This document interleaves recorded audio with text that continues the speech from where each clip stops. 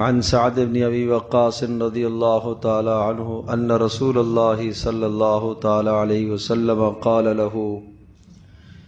وَإِنَّكَ لَن تُنْفِقَ نَفَقَةً تَبْتَغِي بِهَا وَجْهَ اللَّهِ إِلَّا أُجِرْتَ عَلَيْهَا حَتَّى مَا تَجْعَلُ فِي امْرَأَتِكَ أَوْ كَمَا قَالَ عَلَيْهِ الصَّلَاةُ وَالسَّلَامُ رواہ البخاری۔ حضرت سعد بن ابی وقاص رضی اللہ تعالی عنہ ارشاد فرماتے ہیں کہ رسول پاک صلی اللہ تعالی علیہ وسلم نے ان سے یہ بات ارشاد فرمائی کہ اے سعد،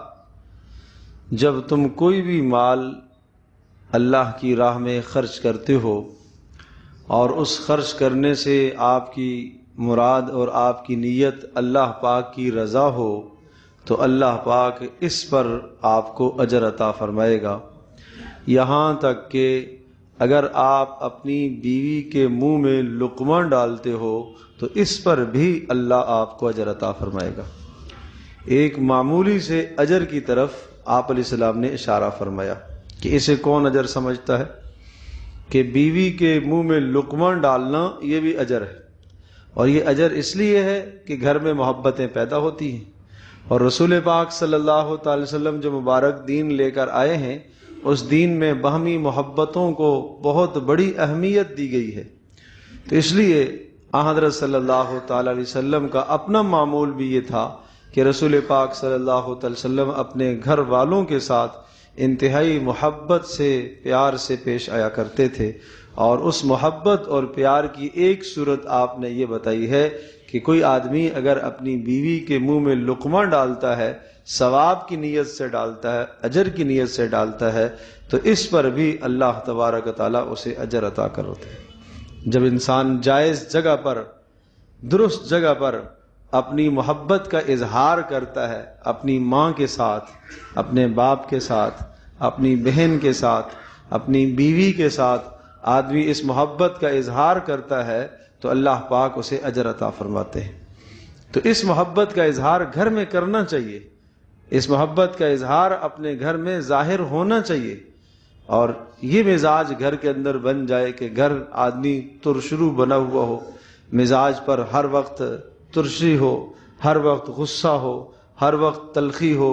بیوی سے بات کرنے میں تلخی، اولاد سے بات کرنے میں تلخی، بہن بھائی سے بات کرے تو غصے سے، یہ کوئی اچھے اخلاق نہیں ہے، یہ بری عادت ہے۔ اور رسول پاک صلی اللہ تعالی وسلم نے تو یہ بھی ارشاد فرمایا اذا انفق الرجل على اہلہ نفقۃ وهو يحتسبها كانت له صدقہ، جب کوئی آدمی اپنی گھر والی پر مال خرچ کرتا ہے اور ثواب کی نیت سے کرتا ہے تو یہ بھی اس کو صدقے کا اجر ملے گا۔ اور ایک صحابی ہیں مقدام بن معدی کرب، انہوں نے کہا اللہ کا رسول، آپ علیہ الصلوۃ والسلام نے ان سے یہ ارشاد فرمایا ما اطعمت نفسک فہو لک صدقہ، جو آپ اپنے آپ کو کھلاؤ گے یہ بھی صدقہ ہے، آپ اپنے بچے کو کھلاؤ گے یہ بھی صدقہ ہے، آپ اپنی بیوی کو کھلاؤ گے یہ بھی صدقہ ہے، آپ اپنے خادم کو کھلاؤ گے یہ بھی صدقہ ہے۔ اب یہ سب صدقے آپ نے بتائے، بچوں پر خرچ کرنا بھی صدقہ ہے، بیوی پر خرچ کرنا بھی صدقہ ہے، ماں باپ پر خرچ کرنا بھی صدقہ ہے۔ اب یہاں ایک بات بڑی اہم ہے اور اسے سمجھنے کی ضرورت ہے۔ سوال یہ ہے کہ جب یہ سارے صدقے ہیں تو پھر آدمی باہر کہیں نہ خرچ کرے، جب بھی خرچ کرنا ہو اپنے بچوں پر خرچ کرے، جب بھی خرچ کرنا ہو اپنی بیوی پر خرچ کرے، جب بھی خرچ کرنا ہو اپنے ماں باپ پر خرچ کرے، اقربا پر،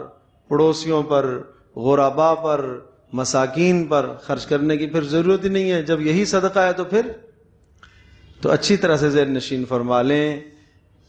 غلطی نہیں لگنی چاہیے۔ رسول پاک صلی اللہ تعالی علیہ وسلم نے آگے والی حدیث میں آپ نے اس کی اور وضاحت فرمائی ہے، اور بہت پیارے کلمات ہیں جس سے یہ سارے اشکال اور سوالات دور ہو جاتے ہیں۔ فرمایا من انفق علی نفسہ نفقۃ یستعف بها فہی صدقہ، جب کوئی آدمی اپنی ذات پر اتنا مال خرچ کرتا ہے کہ جو اس کی ضرورت کا ہے تو صدقہ ہے، اور اپنے بچوں پر اور اپنی بیوی پر وہ مال خرچ کرتا ہے جو ان کی شدید ضرورت ہے تو صدقہ ہے، خواہشات پر نہیں، خواہشات پر نہیں۔ ضرورت وہ ہے یستعف بہا، الفاظ ہیں کہ جس صدقے اور جس خرچ کے ذریعے سے بچے کی، بیوی کی ضرورت پوری ہو جائے، خواہش نہیں پوری ہو جائے، ضرورت پوری ہو جائے، وہ صدقہ ہے۔ اور آپ جانتے ہیں اس ضرورت سے وہ ضرورت مراد ہے جس کے بغیر چارہ کار نہ ہو۔ ایک آدمی کے گھر میں کھانے کو نہیں ہے، پینے کو نہیں ہے، پہننے کو نہیں ہے تو یقیناً وہ کچھ قرض لے گا۔ لیکن ایک آدمی نے کل اپنے بچوں کو سیر پر لے کے جانا ہے، پکنک پہ جانا ہے، چلو بھائی میرے پاس گنجائش تو نہیں ہے لیکن میں قرض لے کے بچوں کو پکنک پہ لے کے جاتا ہوں، یہ تو غلط ہے۔ کوئی عقل مند آدمی یہ تو نہیں کرے گا نا۔ تو جب یہاں عقل مند آدمی یہ قرض نہیں لے گا اور یہ سمجھے گا کہ یہ قرض لینا میرے لیے درست نہیں ہے، جائز نہیں ہے، تو اسی طرح سے یہاں پر خرچ کرنا، یہ نفقہ اور یہ خرچ کرنا، یہ اجر نہیں ہے۔ اجر وہ صدقہ ہے بچوں پر، بیوی پر، گھر والوں پر کہ جو ضرورت ہو، جو کھانے میں استعمال ہو، پینے میں استعمال ہو، پہننے میں استعمال ہو، تعلیم، ضروری تعلیم پر جو مال خرچ ہو، وہ اولاد پر خرچ کرتا ہے تو وہ صدقہ ہے۔ تو جہاں کہیں خواہشات آ جائیں اور برابر میں پڑوس میں ضرورت ہے وہاں کھانے کی، وہاں کھانے کا سامان نہیں ہے، پینے کا سامان، پہننے کا نہیں ہے، تو آپ ان کو ترجیح دیں، بچوں کی خواہشات کو پیچھے کر دیں۔ صحابہ کرام کا تو مزاج تھا، وہاں تو یہ تھا کہ اپنی ضرورت، دوسرے کی ضرورت، دو ضرورتیں سامنے ٹکرا گئی،